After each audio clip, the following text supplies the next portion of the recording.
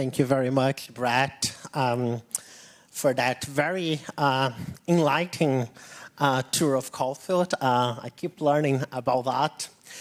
Welcome, everyone, on behalf of the organizing local committee. I'm here today to introduce our first plenary session, and our first plenary session will be Online Hate and Sport, Tackling Global Concerns Locally by Professor Thomas Fletcher. I am going to introduce Professor Thomas Fletcher, and then I'll hand it over to him so that we can start thinking about some of those important ideas about the roles of sport and society in our lives, communities, and in our work. Professor Fletcher is an internationally recognized researcher. His work can be broadly recognized under three intersecting areas.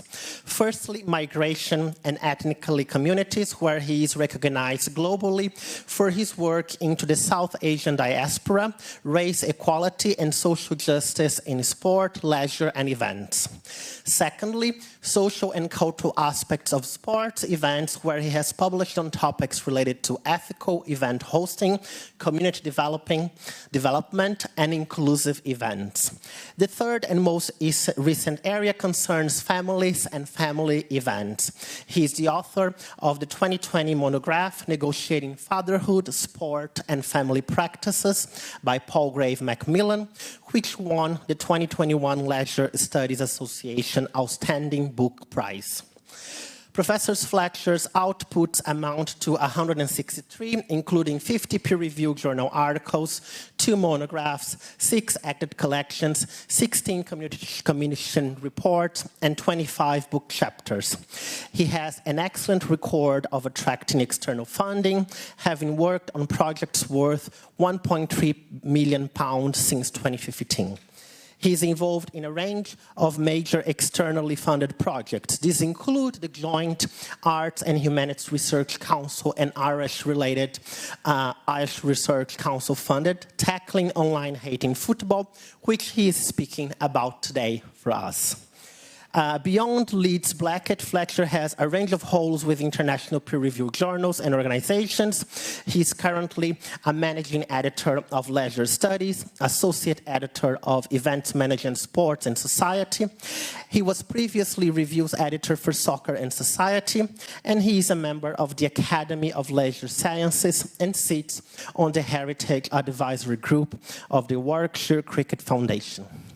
After introducing, I welcome now Professor Thomas Black to start with his plenary session. Do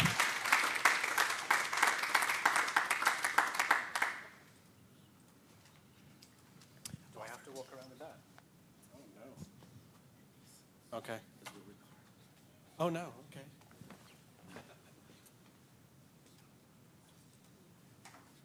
Cool. There we go. Well, thank you for having me. I should say I didn't write that bio, by the way, because I sat there just screaming internally about it. But it is everything that you can find online, so at some point I did write it, but I didn't put it together. Thank you for having me. It is a real pleasure to be here. And when Lucas asked me to do this plenary and said, well, you know, it'll be in Melbourne, as a massive cricket fan, I mean, how do you say no? It did take me a little while to realise that there was going to be no cricket being played. So I've left the UK where there's lots of cricket being played and the sun's out to come to Australia in winter. But it's still lovely to be here nevertheless, so thank you. Is this working, by the way? Because it sounds very echoey where I am. Yeah? Okay, right. So I'm here today presenting on behalf of a consortium, which is the Tackling Online Hate in Football Consortium. And it was really interesting, because I was sat just answering some emails earlier, and I didn't catch your name, by the way. Greg said, is this an area of specialism for you? He said, well, I assume it will be, because you're doing a keynote on it. And I said, well, funnily enough, it's not actually the thing that I was putting my most the thing that I'm most comfortable talking about, actually. But because I'm part of this consortium, then clearly it's something I know this project incredibly well. But I'm keen to connect with colleagues on it and to discuss in more detail. So, I don't want to give another bio because that was awkward enough, but I think what I wanted to do was give an opportunity just to talk about a little bit about my work and also the work of the university as well. So I'm from Leeds Beckett University in the UK. We have a research centre there for sport and social justice, always looking for international collaboration. So if anybody is interested in connecting with us, then please do. Talk to me over the next few days and I can connect you in with that, which it'd be brilliant to have some more international collaborations as part of that. My work, generally speaking, revolves around EDI. And I can say that in Australia because you're allowed to talk about EDI. And I feel sorry for those American colleagues here who are not allowed to talk about EDI. And broadly around social justice, particularly within sport, but specifically within cricket. So I'm one of those people that should have been born in Australia, and people would have cared about the research that I do. I guess that's why I've managed to form a market in the UK, because nobody researches cricket, because no one cares about cricket. So thankfully I didn't have any interest in football, otherwise I'd have just been one among many. And that's been brilliant for me. Lucas very kindly said that I'm one of the managing editors of Leisure Studies. So again, has anyone published in Leisure Studies in the room? Pardon? Excellent. Yeah, so it'd be nice if everybody submitted a paper to Leisure Studies over the next 12 months. We're very supportive. We're ranked... Australians in the room? We're ranked A on your A, B, D list or whatever it's called. So it would be a credible place for you to publish as well, which would be... So we'd love to invite you to submit to us. I wanted to start, though, by just going through making a distinction between the key terms used throughout the presentation. So, obviously, the title of the presentation is around online hate and this idea of responding to global challenges through local case studies. But I think within the literature and from our perspective as a research team, we've had to, I think, kind of dovetail, in and away from certain terms that we use within the research as the field is developing along the way. So you'll often find research that talks about online abuse. We prefer to use the term, to be honest, or did prefer to use the term online hate, on the basis that online hate is more around kind of spreading the abuse. And we start to talk about hate speech in that regard, rather than just being, I guess, targeted for abusive language. So being told that you're a bit shit at what you do, that's okay. That's, it's not nice to hear, but it's not hate speech. So our work revolves around, specifically around hate speech itself. So thinking about protected characteristics around racism, misogyny, homophobia, etc. But actually, as we got further into the work, which I'll talk about shortly, we started to realize that actually there's a whole lot more that happens online than around abuse and hate. So that direct kind of contact where somebody's telling you that you're a bit rubbish, or they're being racist, or they're being homophobic or misogynistic, then actually the people that we were working with were experiencing a series of what we would call online harms.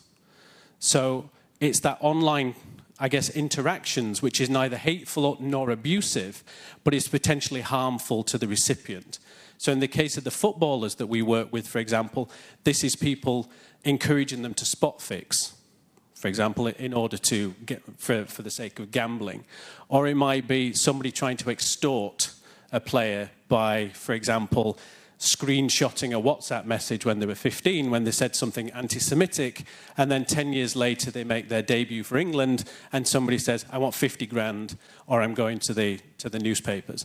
And so I think there's a much wider discourse here around how people operate around social media and the certain harms that people can come to as a result of that. I think one of the other people on our consortium has started to coin the term online violence. And for him, he starts to think about these interactions as always a form of symbolic violence that takes place in online spaces. So I think that it's a case of watch this space for how these develop. Most of us, I think, recognize that the literature within sport and around discrimination in general, around inequalities. We understand that from the perspective of our kind of face-to-face, in-person interactions, whether that be discrimination between players, whether it be discrimination between spectators and fans, whether it be from a working perspective in terms of coaches, etc. We understand that discrimination exists. But actually, up until the last decade, there's very little literature out there that exists around discrimination within online spaces. So one of the first things that we did as part of this project was to undertake a scoping review of the literature. And actually we found that I think from prior to around 2016, might have been a little bit earlier than that, there was basically no literature within a sporting context around online abuse, online hate or otherwise. We then see within the last decade, we've probably got about 90 papers. So there's been a massive explosion, I guess, within the academic community interested in these ideas. But again, where we saw the gap was that the vast majority of that work relies almost entirely on secondary data. So these are people who are scraping data from Twitter or Instagram or wherever, screenshotting abuse and searching for it and using the data that way. What doesn't exist at all is any sense of, well, what is the qualitative impact, for example, of being racially abused or, you know, experiencing misogyny or homophobia or whatever. We make massive assumptions that athletes in particular who are targeted with this kind of hate, that it will have a negative impact on them. But actually we know very little about what that impact is and how we navigate these spaces, how we react to it, and what our kind of coping mechanisms are, et cetera, et cetera. So we saw a gap within, I guess, within the market to do some more first-hand qualitative primary research with professional athletes. So we come from it from that perspective. There is, as I say, there's a growing, I guess, a growing canon or portfolio of work in this space. The vast majority of it is done by academics, but there is also more industry-specific work. So there's a number of computer science companies. I don't know if any of you have come across the likes of Signify. For example, it might be a very UK thing, I'm not sure. So there's these data science companies who are collaborating with major sports organizations, and they're effectively, their role is to cleanse social media. So Signify, for example, have contracts with UEFA, they have contracts with FIFA, they have contracts with the ICC. So these major global sports organizations, and their job is effectively to make sure that their social media during World Cups and major championships doesn't showcase racism, homophobia, anti-Semitism, Islamophobia, etc. So a lot of the work that we can draw upon is very specific to them. So for example, you know, in the first study here, so Vidgen, along with the Alan Turing Institute, for instance. We also have FIFPro doing work. So FIFPro is if people are aware, the sort of global players union for professional football. They've done work in this space as well. And what they basically say is, we know that players get abused at major tournaments. So there's no surprise there necessarily. They go into detail around, well, who are these players? You know, what kind of abuse do they receive? Is it more racism? Is it more homophobia? And then similarly, what triggers it? So again, we expect if you lose a game, chances are you're going to be targeted. If you miss a penalty or you get a red card or something else, some kind of what we might call some sort of flashpoint event, which would act as a catalyst for online abuse. Now, for me, that's interesting. I'm not disputing that it's interesting at all, but it doesn't really get to the human side of it. And that's what I'm more interested in. My work has always been around working with, advocating for marginalized groups. And so this work, whilst interesting and tells us a lot, doesn't tell us the kind of stuff that I wanted to know, which was more around, well, what's the impact on individuals? We also see that this kind of discourse around online hate is not just isolated to professional sport either. So again, in the UK, we have an activist organisation called Kick It Out. Kick It Out are mainly funded by Sky Sports. So again, they have massive money from Sky Sports. And again, I don't expect you to read what's on that slide. That was always there as symbolic. What it effectively says is online hate and all sorts of other hate and discrimination in football is on the rise.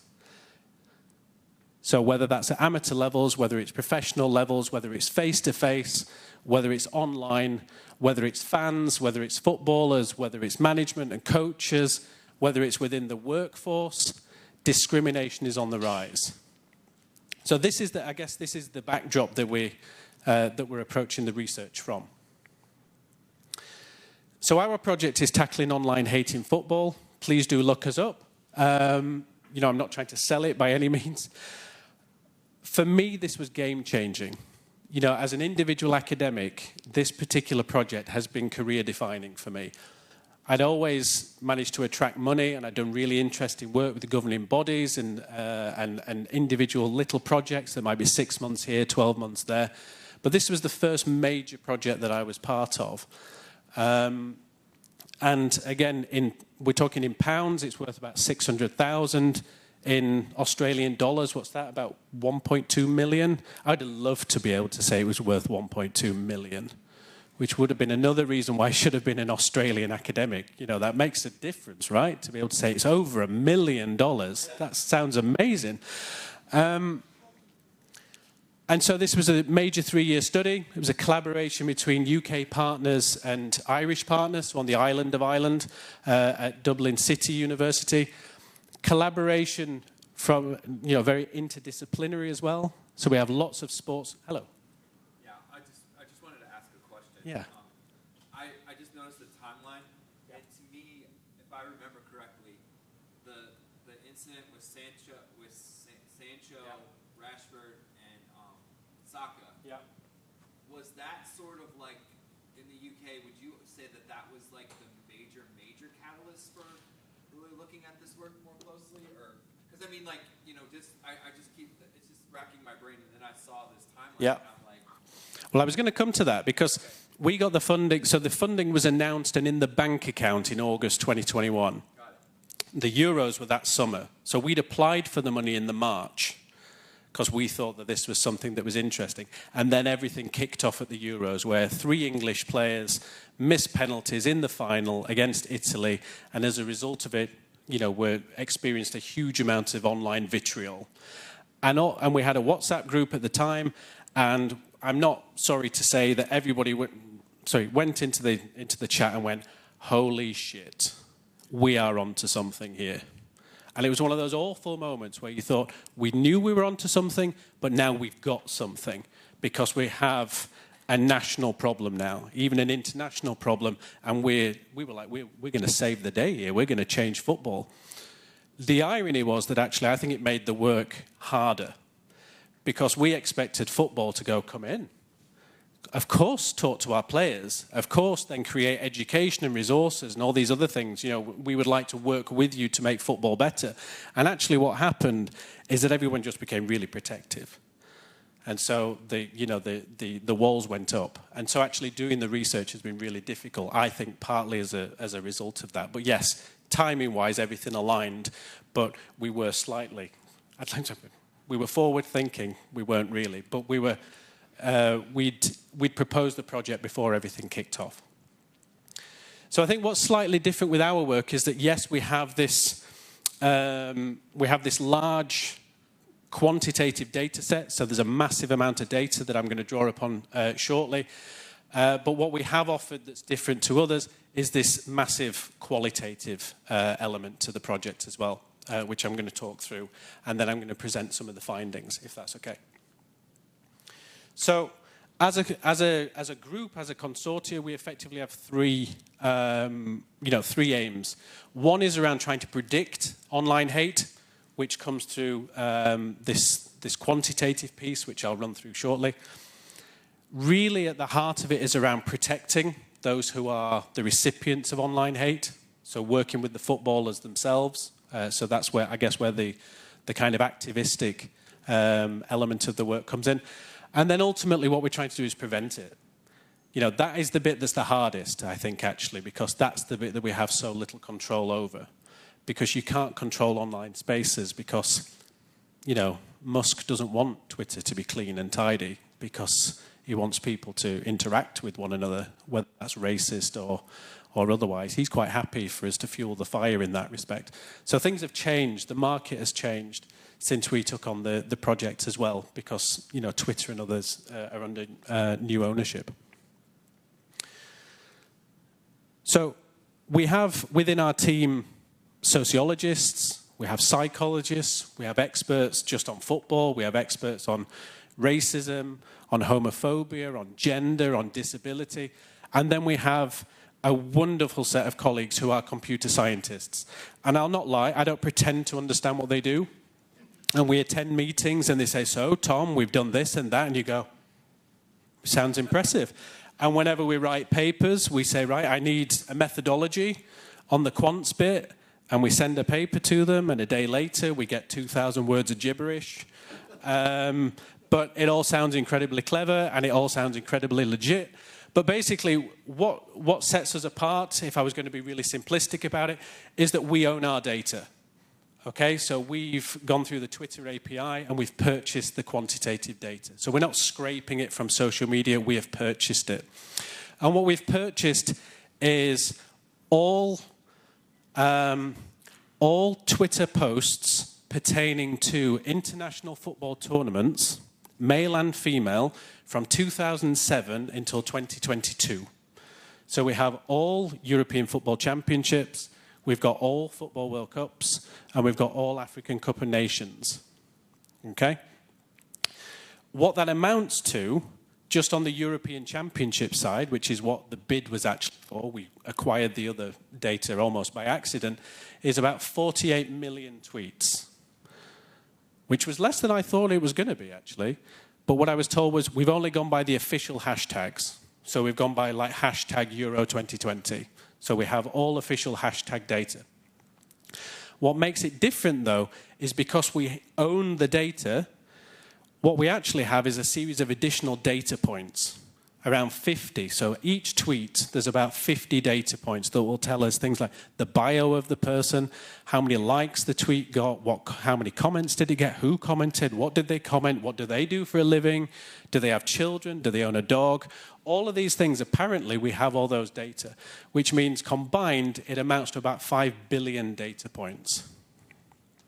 So again, I can see people going, that sounds big. It does sound big. And one of the biggest challenges that we had, well, I should say one of the first challenges that we had was when Twitter sent the data, apparently it just crashed the servers in Dublin because we just wasn't ready to handle it. So we had to then go and spend some of the project budget on buying servers specifically for the data. But that's not the interesting bit for me, really, because having the data and being able to say, oh, there's hate online related to football, most people would go, well, yeah. You didn't have to go very far to find that. That was pretty obvious. So what we've been trying to do as a team, more around that kind of preventative and predictive angle of the project, is about creating machine learning algorithms that we can share with anybody that wants it, where it can identify the hate for you. So we've generated what are effectively hate dictionaries for racism, sexism, homophobia, misogyny, etc., where we can effectively give those dictionaries to any professional football club, and therefore they can identify those terms, they can identify that form of hate through their own monitoring of their social media. And that's one of those kind of open access outputs. Incredibly challenging because we're working with global football tournaments in multiple languages. So the challenge with that, of course, is being able to identify these forms of hate, which occur often through colloquialisms and localisms and in different languages.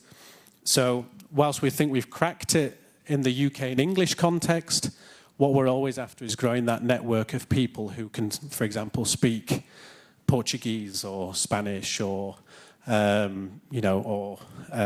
Arabic, etc., where we can then use those tweets that we have in multiple languages and be able to build models around multiple languages as well.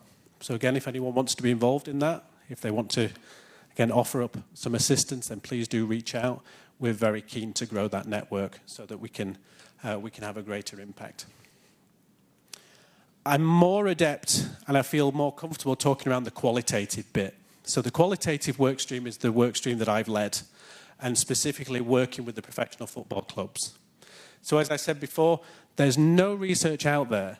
There's no one who is doing work, or I should say collecting primary data on professional football in the online hate space. And so there's a gap there.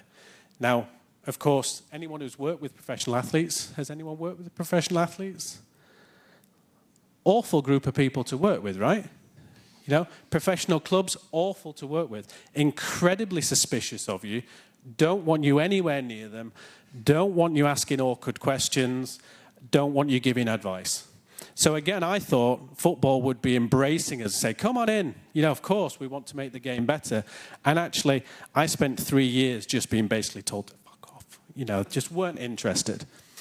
But nevertheless, off the back of you know, a huge amount of perseverance, that figure of 126 players is now more. Actually, I needed to update that. Apologies. So I think our player data is sitting on around 167 professional players. This, again, is just across the UK. Okay? Of those 167, I think it's not as many as we would have liked. I think about 35 are female. So again, I thought that was going to be the easier group to get into. But again, in the case of the UK, because England won the Euros, again, the walls went up. And so football basically professionalized too quickly for us, and that actually everybody started to think we need to protect these people. And so we ended up having a lot of clubs who originally said, yes, come in, speak to our players, who then on the day, you'd be on the train, and this happened about 3 or 4 times, you'd be on the train, you'd get a phone call, say, sorry, not today. But literally, I'm an hour out. You know, I've traveled 2 hours already. No. So Tottenham was one. That's your club, right? Yeah. Where did I get to? I think I got to Basingstoke, which from Leeds is about an hour and a half, and just got a phone call saying, Tom, I'm so sorry, not today. And then it went dark after that, unfortunately. But what we do have is a sample of people from across the football ecosystem. So we have all divisions of English professional football for both the men's and the women's game. We've also worked with, I guess, a new group of people that I didn't know exist. In football, they call them player care professionals. So these are the people who are often in charge of education for the players, but they're also in charge of sort of liaising with their families. When they're coming over from different countries, they sort out their council tax, register their kids in schools and that kind of thing. I'd never heard of these people, but what became very clear was that these were the people who had proper conversations and relationships with the players. So they actually knew them intimately. They knew their families, they knew their friends, they knew their children. And so actually, these player care professionals were having much more honest conversations with the players than the coaches were. Because the players didn't want to admit any weakness to the coach, because then the coach tells the manager and suddenly they're not strong enough to play and they get omitted from the matchday squad. So our route in was via the player care people, and then actually they became a really interesting stakeholder for us around, well, how do you prepare these people for this environment? Particularly younger players who are making the transition into the professional game. How are they preparing those people for that leap and going from being an absolute nobody to a very big somebody in a very short period of time? We also started chatting pretty quickly with sports journalists, because again we thought actually they might have been able to open up some doors for us. They would have their own networks, they would have access to players, and whilst they didn't introduce us to any players, they became really interesting interviewees in their own right, because what became very apparent, and we've written a paper about it, was that they actually are very selective in the kind of work that they will report on. So because they're quite precarious anyway, many of them are freelancers, they're not employed by their particular newspaper or the outlet, that actually they would pick and choose the kind of things that they report on, because they don't want to report necessarily on controversial topics because of the kind of abuse that they would get back. So at the time it was very much things like, we don't want to talk about Manchester City and sport washing. That's off the table. because we'll just get a whole lot of vitriol back. We don't want to talk about Saudi Arabia and the way that they're creeping into sports. You know, again, anyone that follows cricket, which if there's, you know, I'm sure many people do, you look at the IPL, for example, and there's just this like little quiet intrusion of Saudi Arabian oil into the IPL. No one's talking about it. Why are they not talking about it? Because they don't want to, they don't want the attention, they don't want to be blackballed as a result of it. So we did some really interesting work with the journalists. And actually off the back of it, we've run a series of educational workshops with Sky Sports to understand their experiences and to do sessions around online abuse and online hate.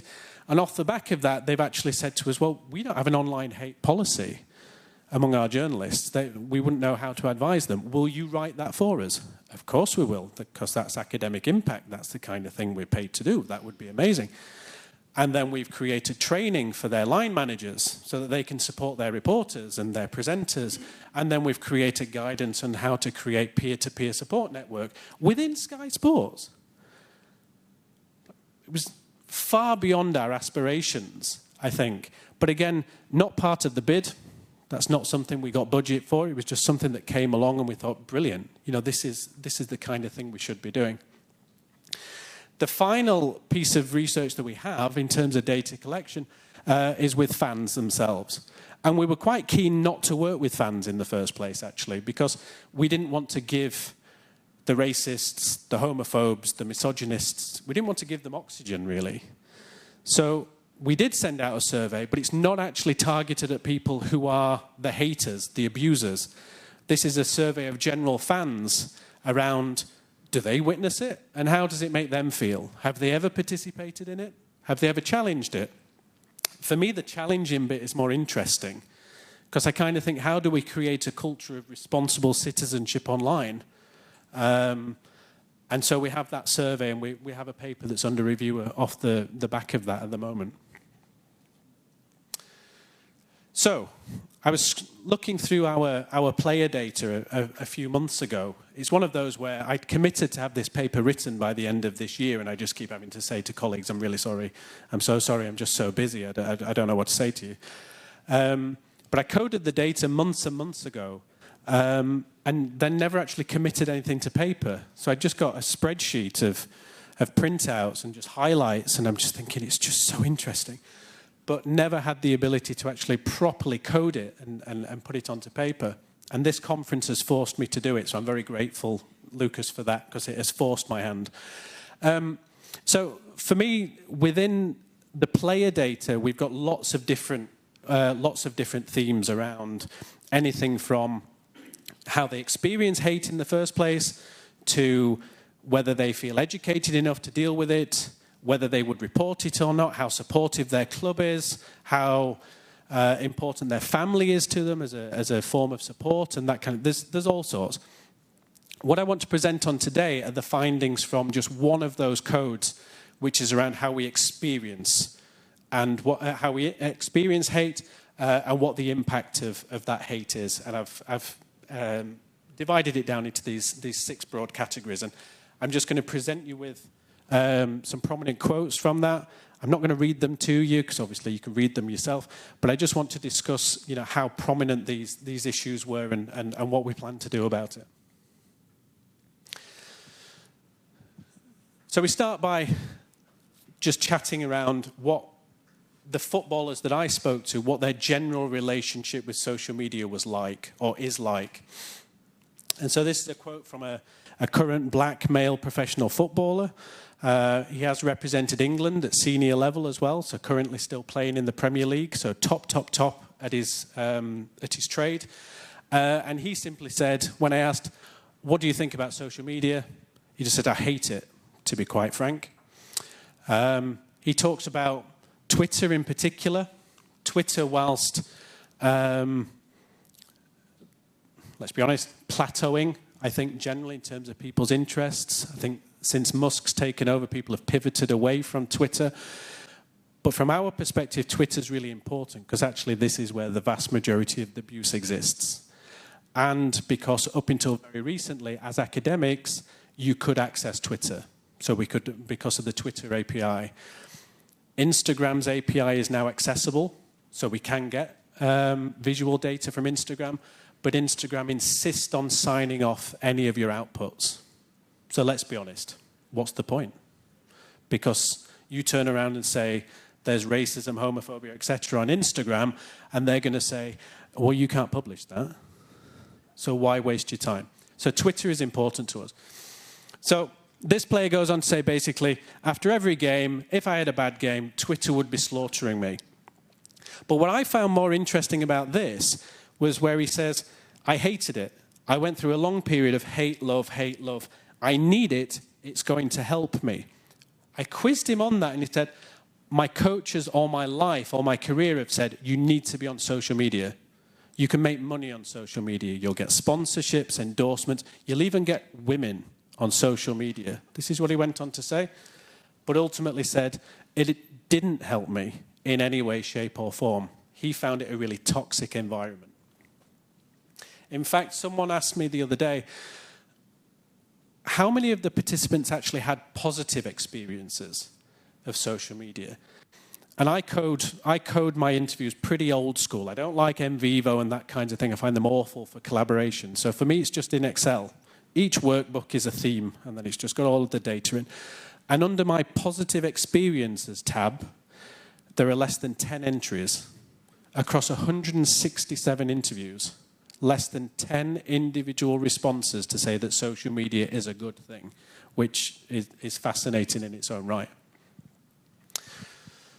So I've missed off this person's affiliation. So this is a former black male Premier League footballer, actually part of the Premier League 100 club, which means he's one of the few people who've scored 100 goals in the Premier League.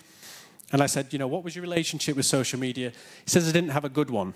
To be honest with you. And he went on to talk about how the toxicity of the discourse on there and the narrative around him on social media in particular. He said that when I didn't play well, I wouldn't look at my phone. But the key for me was when he then says, I was scared of it, or I was scared to.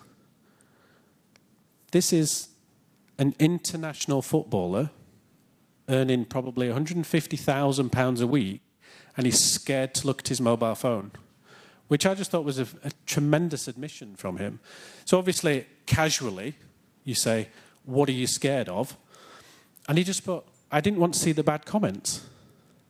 From a psychological point of view, from a mental health point of view, it wasn't a good thing for him. But what was, he then went and kind of expanded on this to say, well, he was convinced that his career was ended by negativity on social media because he believed that the stress that he was experiencing from reading the negative comments led to to gaining physical injuries, which meant that he wasn't performing particularly well, which then meant that his contracts weren't getting renewed, and therefore he eventually fell out of football. He's like, I'm not able to rationalize that or to confirm or deny whether that's true or not. But for him, he said that it just had an incredibly negative impact on him from a professional perspective. If we then go on to think about the kinds of hate that people are experiencing, somebody asked me the other day when we were presenting a shorter version of this paper, Tom, is there anything triggering in it? Do I have to warn people before they come in? I said, no, I'm intentionally not going to talk about or present data that is, racist or homophobic. That's not the nature of the presentation. What I'm interested in is people's stories around the kinds of abuse, not the specific abuse that they get necessarily. So this is from a former professional female player, and she talked about the kind of everyday, not even casual misogyny that she would experience. So she says, people would just call me things like dirty whore, scumbag, a slag, a prostitute. They comment on my body parts. She went on to say that people would write to her as if they were doing a Dear Diary in order to tell her what they would like to do with her, for example. She would be regularly sent DMs of pictures, again, of men pleasuring themselves with images of her in the picture, for example. And she said that the discourse around her, the way people would talk about her, the negativity around her, made her feel like a criminal. You know, she said, you know, I'm one of the good guys. I'm an advocate for women's football. I'm an activist around women's football. And the way that people talk about me is like I'm a criminal. They made me feel like a criminal. In fact, she says, there are people who have done really wrong things who have been treated better than me or better than I was. And I'll present another quote from her later, which is quite frightening, really.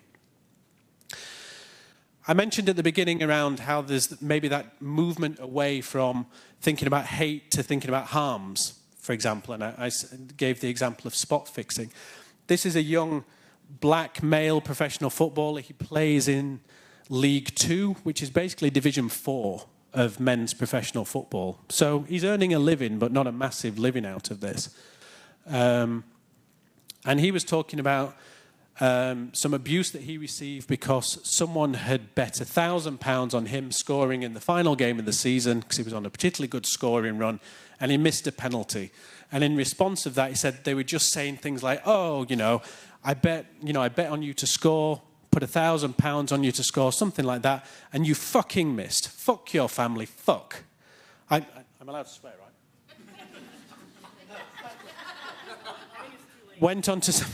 Went on to say, "I hope you get injured, never play again, and like your mum, I hope she fucking dies," and things like that.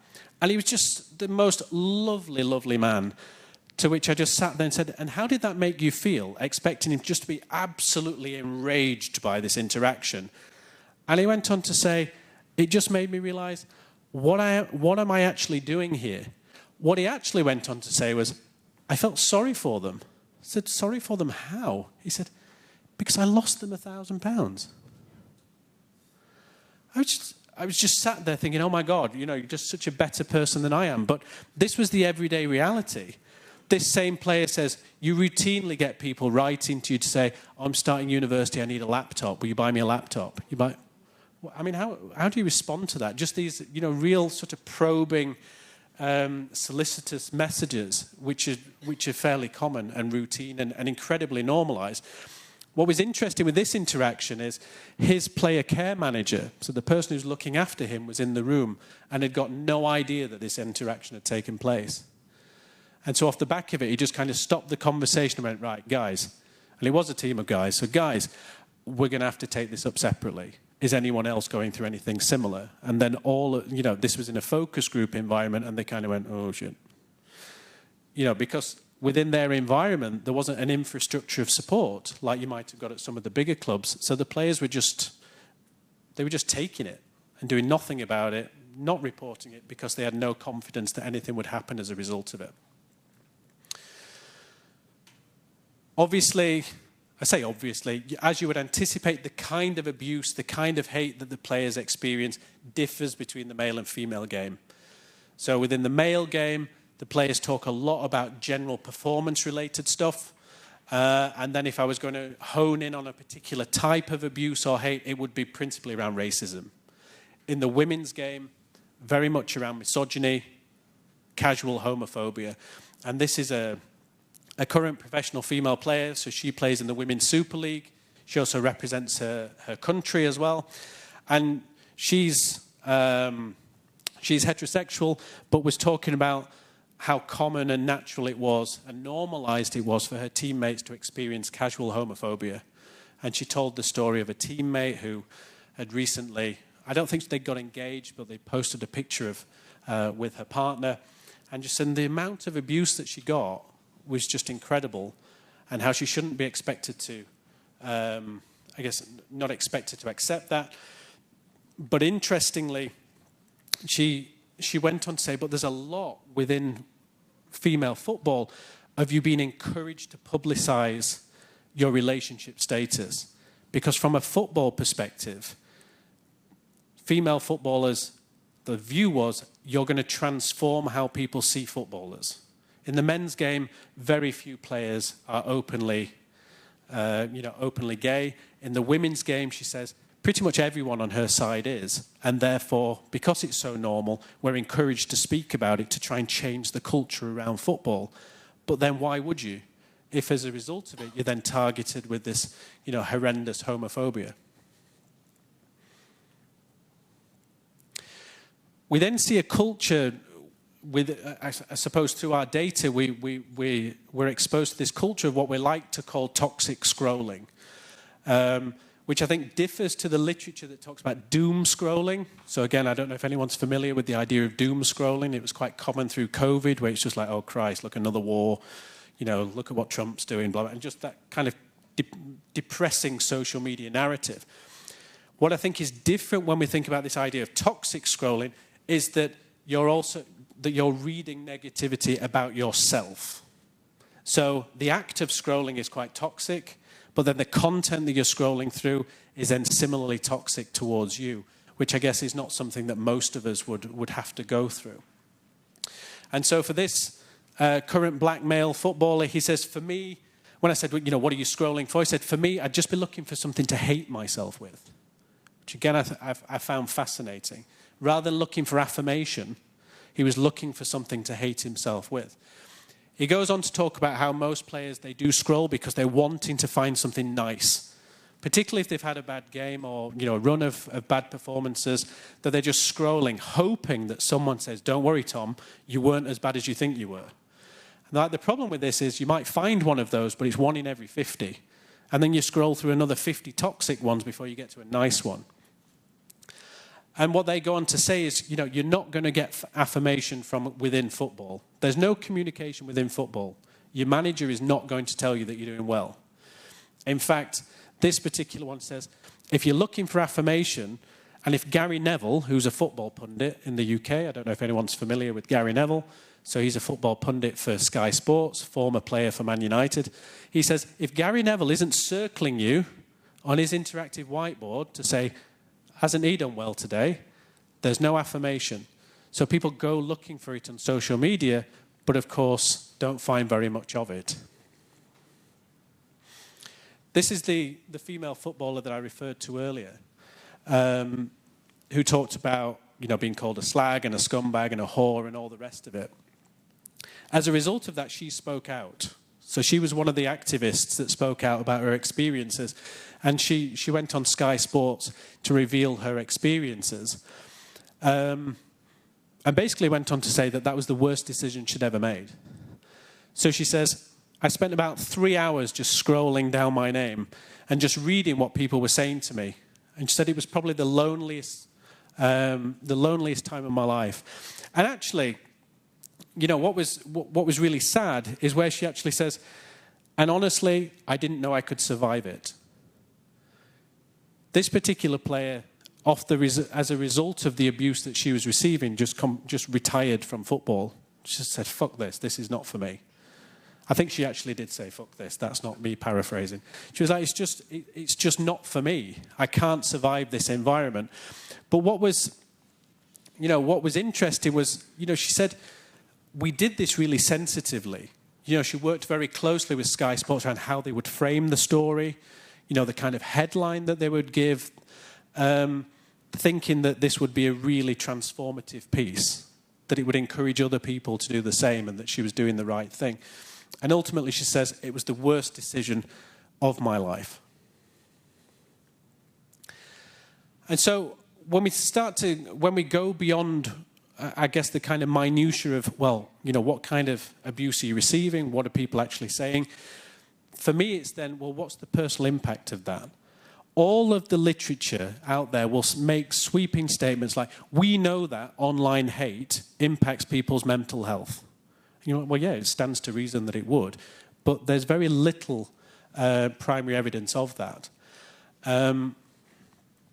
This particular, so he's he's white, former male professional footballer, again played for England, played in the Premier League, and he says, I just hit rock bottom. So he was, regularly receiving abuse after matches. He says, and as a result of that, I totally withdrew from football. So again, I think he took about a year out of football. He says, I couldn't even watch it. But then more importantly for him, he, like one of the other participants started to talk about the relationship between the abuse he was receiving and his physical conditioning. And he believed that it contributed to injury, which, as he said, like, so the third line from the bottom here says, as a result of that, I'm starting to hear the word no. No, we don't want to sign you, you know? And I'm thinking, well, what's wrong? I think it started, and he says, you know, I think it started with the effects, the mental effects, the psychological effects of the negative comments, the negative abuse. So we start to see not just those individual experiences of, you know, oh, well, I've not had a brilliant week, therefore perhaps that's going to ruin my weekend, to actually, this is not the lifestyle that I want anymore. And this is where we can't impact that. That's already happened, that's come and gone. But where we start to think about, well, how can the data that we've got, how can that make a difference to other people? And this is where I think working with younger players is so much more important, because none of these players were prepared for this life. None of them had been told what it was like to be a professional footballer. And actually, as a professional athlete, most people are told that they're brilliant from day dot. That's how they got to be professional footballers. The coaches have told them that they're brilliant. Their teammates have told them they're brilliant. Their parents obviously have told them they're brilliant. And then suddenly they're being told that they're shit all the time. That's not something we prepare them for. In fact, when we've gone into clubs and said, talk to us about your social media training, the training they get, and this is no word of a lie, from a Premier League football team said, we don't really give them training on social media. We teach them how to be responsible. I'm like, well, what does that mean? And they said, quote, to the male players in particular, we taught them about the importance of not calling women bitches and whores in casual interactions. I mean, that was my response, by the way. Just kind of sit there and go, what? You know, because that's not really the crux of it, is it? The crux of it is your everyday interactions are going to be with strangers who are either telling you that you're amazing or indeed abusing you casually. But they're not prepared for that. That's not part of their training at all. So again, another place says I got into a massive slump, of reading all the comments, getting myself down. Again, there is something very toxic here that they can't stop themselves from looking. In fact, most of the players we talked to said that I don't just read the comments where I've been tagged into something, I will routinely search for myself. You know, so particularly after a poor performance, I'll go onto social media and do a search for myself to see what people are saying about me, which again is hugely worrying for them. Others talk about feeling lonely, talking about feeling vulnerable. This player actually said that, you know, the club in particular wasn't very helpful. He'd reported it to the club and they'd basically said, just leave social media. You know, we can't do anything about that, just leave it. But then on the other side, you've got people saying, well, you need to be on it. That's where the endorsements are going to come. If you're a lower league player, or if you're a female player, where the wages are not brilliant, social media is where you can top up your income. So again, there's a really interesting dynamic here around the emotional labor attached to being online for those who are further down the divisions, and in particular female footballers. Because the top players that we spoke to, when you say, well, you know, how do you interact online? They say, well, I don't. Basically, I've got an entourage of people that do that for me. I don't have to know anything I don't want to know. All of the female footballers that we spoke to are managing their own accounts, which means it's unavoidable for them. This player simply said, it's brilliant to have positive comments and they make you feel amazing, but the impact of the negative comments is, you know, 6 times worse. And it impacts you completely differently to a positive comment. The bit, and I'm coming to an end now. Am I still on time? Am I all right? The bit that I found probably the most interesting, naturally because of the work I was doing around families, was what the impact of this was beyond the player themselves. And this was something that we took up with most of the football clubs to say, is there any work that we can do with the families? You know, do you prepare the families for this environment? Because you teach parents around the importance of having a healthy lifestyle and around nutrition and all the rest of it so that you can feed them correctly. but do you actually know how to spot signs of depression? Do you know how to monitor your kids' social medias? Do you know how to react if you identify that your son or your daughter is being abused online? Do you know what the protocols are? Do you know how to report it? Do you know who the safeguarding lead is at the club and all the rest of it? And what we tended to find, particularly around the male players, was that whilst there was a huge amount of bravado when you asked them, well, how did it make you feel? Huge amount of bravado was, oh, it's fine. You know, I'm earning £100,000 a week. Why would I care what a fat, postman thinks? That was what one player said. But then when I asked him, well, at what point would it bother you? It would always be if it was bothering my mum. Then I would start to take it seriously. So this player, for example, said, it's massively important that you've got the right people around you, because at the end of the day, you need someone to stop you from engaging in these quite toxic activities. So he says, about halfway down, he says, the whole Twitter thing, I came off it because I was getting myself in such a state that even my wife was saying, just fucking come off it then. You're reading the comments. You shouldn't be reading the comments. But she's the person I listen to the most because it's having a negative impact on my family life. This player left his club for a better club, actually. So he was like a kind of club prodigy. Again, he was in the 4th division of English football, so he was an academy graduate. He was the club captain. And he was going through, at the time when we interviewed him, he was going through a peculiar situation where he was being abused by his own fans. And off the back of that, he left the club. And he went into the Scottish Premier League, actually, so basically got a promotion off the back of it. But this interaction with him was just everything that we wanted. And he says, my mum was on the hashtag of the name of the club all the time. And she'd be like, look what this guy said about you. And I said to my mum, just get off Twitter. Like, I could be sat next to her on a Sunday. We'd be watching a film. And she's like refreshing the club page. And I'm thinking, what's wrong with you? Look what this guy rated you out of 10. The amount of times my mum's like, oh, I'm going to have to reply to this bloke. I'm going to have to reply to this bloke. And he's like, Mum, just chill out.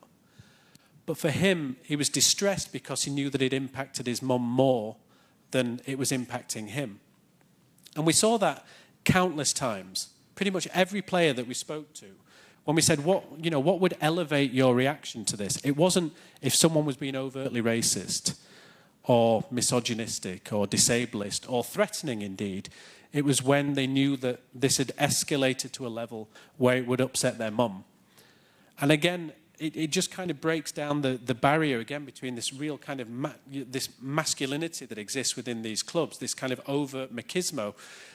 But then when you start talking about the impact on their mums, then they completely break down and they become really vulnerable about it. And then the final thing to finish on, I guess, around the data is this normalizing culture, which we see all the time. And this is one of the things that I want to move on to with the work around how do we denormalize hate within the context of professional football. Because there's very much just a case of, well, yes, the fans are entitled to do that. Entitled why? And they will routinely say, because they pay my wages. Well, anyone that watches football knows that the fans don't pay their wages. And I would often kind of tackle them on it to say, well, you think of a season ticket holder in English football, they might pay, 1,500 quid? That might be the top amount. And I would use the example of higher education and say, each one of my students pays £9,300 a year. And they'd be like, okay, how much abuse do you think I get on Twitter? Less than I probably deserve, to be honest. But the answer is 0. And yet they are paying my wages. And that's why higher education is so knackered in the UK, because we're losing students left, right and centre. But it's at that stage where they realise, well, actually, this is my workplace. And that actually anybody is entitled to a safe workplace. And I think when we start to denormalise we start to denormalize that and to educate them around what their rights are as a worker, then maybe we will get more activism within the football environment. I'm not sure, but it's something we're working towards. But we did get, particularly among the younger players, very much a culture of, it's not going to bother me. I'm going to be on £50,000 a week, £100,000 a week, whatever it is. Why would I care? At which point you would ask them, well, what amount of money stops you being human? And, if you provoke them, then actually they come back with some quite reflective and sensible answers. But actually, sadly, on a number of occasions, I was exposed to comments like this, where one of these young players, so this was an academy under 21 male focus group for a top English Premier League side. You like top side. I can't say who, but... And he just said, if you're getting 100 messages, you're doing something right. That's how I see it. And the rest of the group just went, that's cold. That's cold, bro. I was like, what do you mean? You're doing something right. He says, because it means that people recognize you. I spoke to a black female sports journalist who said, to be honest, Tom, I look forward to the day that I receive abuse, because actually that's a symbol of that I've made it. And so you've got this real kind of nuance and ambivalence, I think, that exists within this industry, which fascinates me. And obviously we want to continue the work and do more in this space. But to conclude then, and sorry, I think I've indulged and gone over, haven't I? As I mentioned at the beginning, we have just an unprecedented amount of data. And there's only however many of us on the team that there are. And we just can't get the work done fast enough. So we're keen to collaborate. And we're keen for people, if they want to work around online hate, online abuse, if they've got an idea, please come to us, because we've got a ridiculous amount of both qualitative and quantitative data, which we cannot publish fast enough from. And so we have people basically coming to us. We had a colleague at the University of Loughborough in the UK that said, I want to write a paper around the Jenny Hermosa Rubiales kiss at the Women's World Cup. Do you have any data on that? And we were like, well, we'll look. Well, I didn't. The computer scientists did. They looked, and they sent her an Excel sheet with 5,000 tweets in around that one-off event, that one moment in time. Boom, she's written a paper. We got another colleague who was interested in this growing movement. There's a particular hashtag on Twitter that's called Jew-Goal. Don't know if any of you have come across it. Apparently, it comes from online gaming, particularly around FIFA. And the idea of a Jew-Goal is like a sneaky goal. So where you've basically got like a one-on-one with the keeper, and then your teammate slides in there, and you sort of like dink over, and they get a tap in. That's a Jew-Goal, apparently, because it's sneaky and it's a bit underhand. Very anti-Semitic. But he was like, can we just do a search on Jew-Goal? 2,500 tweets. There you go. Boom, there's a paper. So if people are interested, from 2007 to 2022, if there's a particular incident or moment in time that interests you, please get in touch. And I'm sure there's some data that we can share with you for you to do something with that. Our biggest challenge is that ultimately, whilst we have a tremendous amount of data, the quantitative stuff is just Twitter. And we accept that Twitter is not necessarily representative, not least because younger people, and I don't count myself in that, they don't use Twitter. They use Instagram and TikTok and Snapchat, for example. So we've been trying to bid for money to access basically hate as it occurs in its more visual forms. And so far, nobody's bitten. But again, if anyone wants to collaborate on that, and you've got a funder in mind, please let us know. We'd love to collaborate. I think more interestingly, though, so far the dictionaries, the methods that we've employed to identify the hate is fairly narrow around what we would call protected characteristics in the UK. So things like racism, homophobia, gender, disability, etc. We'd like to go more into more nuanced forms of hate, so more kind of ethno-religious, so sectarianism, Islamophobia, anti-Semitism. The issue that we've got, again, is building the dictionaries. So we don't know enough around Islamophobia to know what terminology we would look for. So again, if there's anyone in the room who's an expert around Islamophobia or anti-Semitism or sectarianism even, please get in touch and help us build those dictionaries so that we can search the data for that and we can have confidence that the results that we get are representative.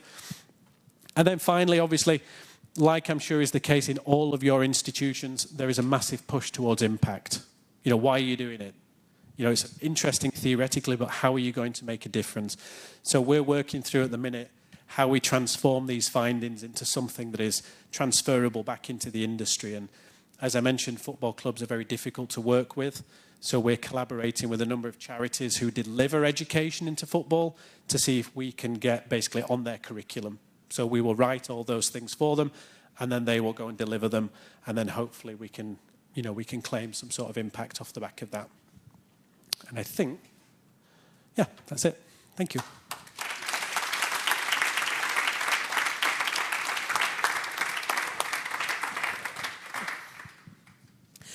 Thank you very, very much, Tom, for that very insightful plenary session and the very in-depth data that you shared with us about online hate and harm. Now, we have some time for a couple of questions before we can get to go for some networking and hopefully continue those conversations. If you have questions, please put your hands up. We just need to speak on the mic, okay, because we're recording that. So we have one volunteer on this side and one volunteer on this side, and then we'll get to your questions. Let's start back at the end there, and then we go here. Hi there, thank you. My name is Maya van Gent, and I'm all the way from sunny South Africa, even in winter. Quick question. Obviously, rugby is far bigger in South Africa as well as in England. And I was wondering if there's much hate that you've picked up with coaches. Because in South Africa, we always say when the team wins, it's the players. Mm-hmm. When the team loses, it's the coaches. Yep. So, and if you know, even in England, I mean, when Eddie Jones got fired, which was one of the best coaches that England has ever had, he went through a lot of hate speech. So I was just wondering if you've got any insight into the coaches. Thank you. It's a good question. Do you know, one of the things I've just realised, we've done research with coaches, and I've not put a bullet point on there. So I've interviewed 6 6 male managers. So they are managing in the Premier League, English Premier League, Scottish Premier League, and the English Championship. So basically the top 1 and 2 divisions. In football, the managers are discouraged from being online. So the same as the referees. Most officials are not online either. So the officials union discourages it, or has done historically.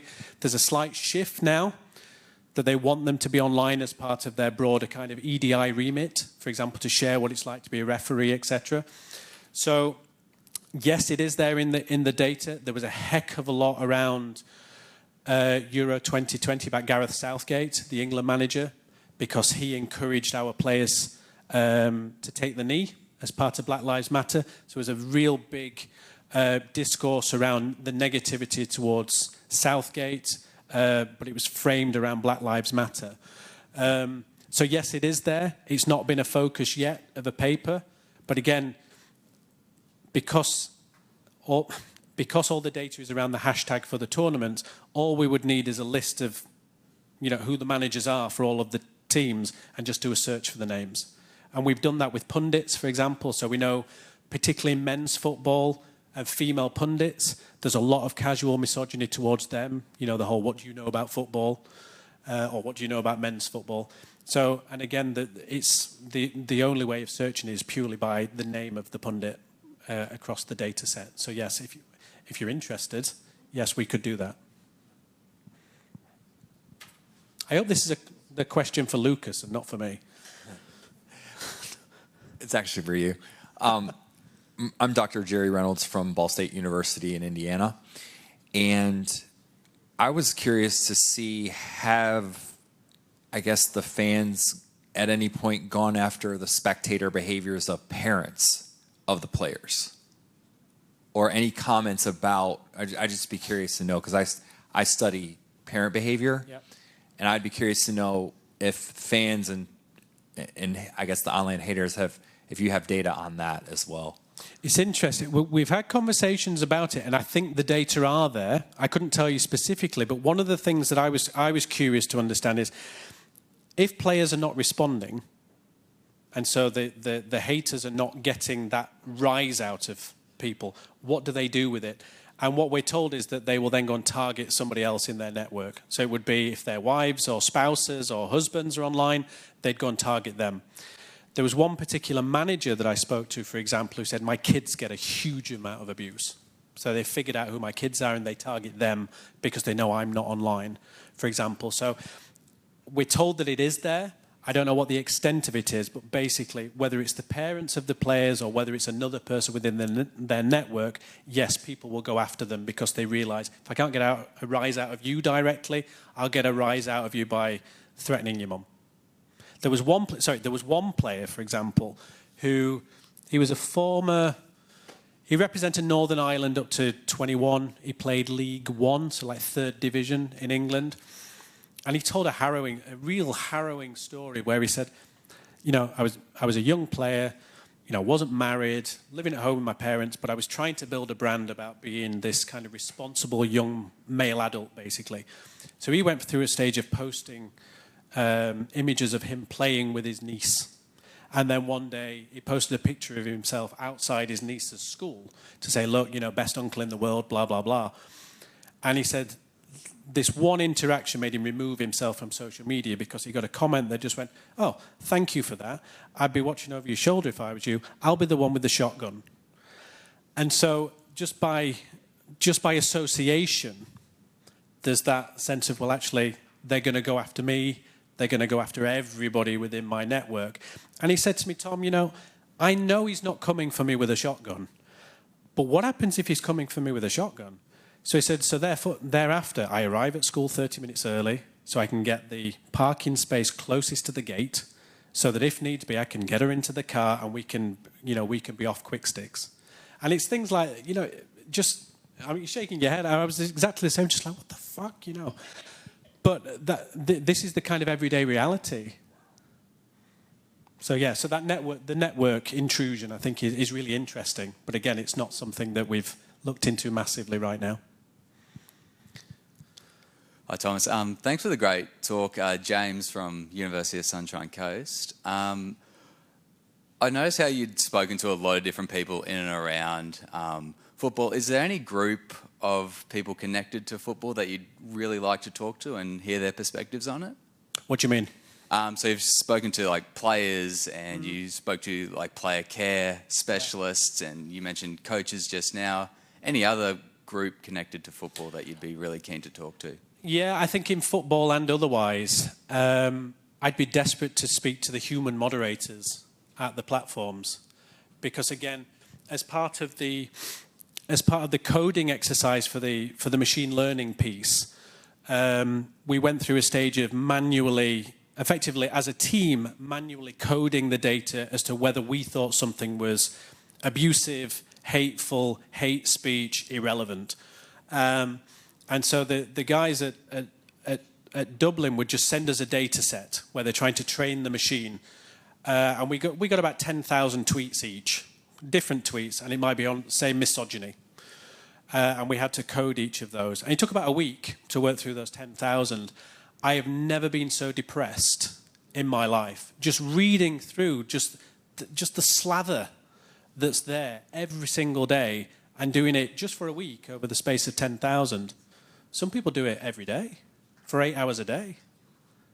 And I'd just be curious to understand what the impact is on them, because I remember part of this, I spoke to a police officer who was, again, not involved in online abuse, but her role was around serious sexual offences towards children.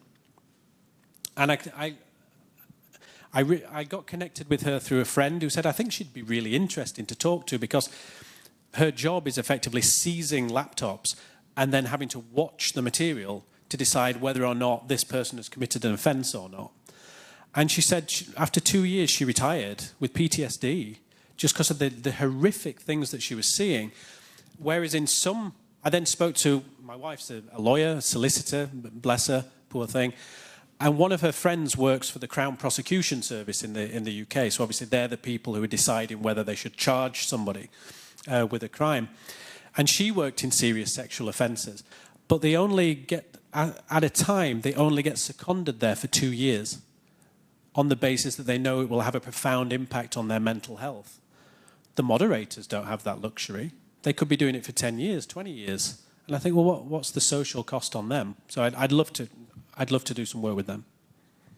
Our last question. Thanks.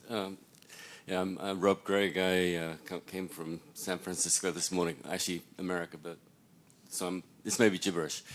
But I was thinking of your timeline. I was thinking seemed to me was rooted almost earlier in the Black Lives Matter and you know. And it seemed to me that there was a great deal of optimism at that time. You know, obviously the reaction to the murders of Michael Brown and George Floyd, and then every week on the EPL on American TV, you've got them taking the knee. So there's a sense, I would imagine, and this is a kind of how do you feel about it now kind of question, but my sense would be that there would have been optimism that you were actually focusing on something that was possible to eradicate and really put the final nail in the coffin at the start. Now it's sort of like the dam is it's dam busters, and the dam is broken and it's just coming at you. I mean, I wonder do you feel that there's less optimism now than there was 4 years ago? Yeah, definitely. So we as part of, one of the outputs of the project was a paper in ethnic and racial studies on the idea of taking the knee. But we wrote the paper against a backdrop of conspiracy theory, and to look at the data through the lens of conspiracy, and the conspiracy around Marxists and the police are defunding the police and all that kind of thing. So there's some real interesting narratives online around that. I think when I mentioned around, we have the online data from 2007 until 2022. The reason we did that was not so we could get all the tournaments, but what we were really interested in was how discourses around hate kind of peak and trough. So at the particular moments in time where you get a real outpouring, so it could be a presidential election. In the case of the UK, it could be Brexit, it could be the war in Gaza, or it could be Russia's invasion of Ukraine. How do wider social issues and events impact discourses around sport and football, particularly online? And Black Lives Matter is certainly one of those. So our focus on the paper that we wrote was around Black Lives Matter in Euro 2020, which actually didn't take place until, was it 2021 because of COVID, or it might have been 20, anyway. And so by that point, within English football, to be honest, a lot of fans were pissed off with Black Lives Matter and taking the knee. So actually, when we were looking at that data around that tournament, I think we'd gone past that period of optimism, and we were actually in a period of resentment where pre-tournament there was a debate around, shall we, shan't we? Will the players be forced to do it? Some players were. So Scotland, for example, said they wouldn't do it, and then just stood, and they were like, they're standing in rebellion, and everyone was like, well, that's weak as piss, isn't it? What was the point of that? But then England were kneeling, but then they might play another team that didn't kneel. And so there was just this real kind of outpouring of, well, this has lost its momentum, hasn't it? Unless everyone's doing it, it doesn't serve any purpose. But I think that was just the timing of what we were looking at. I think if we went further, 2 years earlier in the data, it might have been slightly different. But of course, there wasn't a tournament. So we don't necessarily have the data around a tournament at that particular moment in time. Once again, thank you very much, Tom, for the plenary. Now, that doesn't mean that we have to stop the questions and the conversations, okay? We're just moving places so that we can have those in a more one-to-one or small group setting. We're going to go to level 1, so we can take either the stairs or the lift, where we have some refreshments, some drinks, and some nibbles, and we can continue talking about Tom or each other some more of those ideas. So please, let's go over there.